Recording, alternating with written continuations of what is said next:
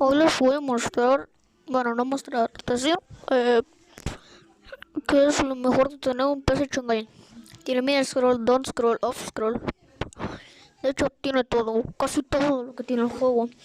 Aunque el PC Shanghai que tengo yo no tiene todo lo que tiene el juego, porque le faltan los Picomix. Igualmente tiene casi todo, puedes configurar todo, literalmente todo. Sí, me entró un PC Shanghai, lo tengo ahí, algún día lo jugaré en el canal, pero tengo que enfocarme en gatos otra vez.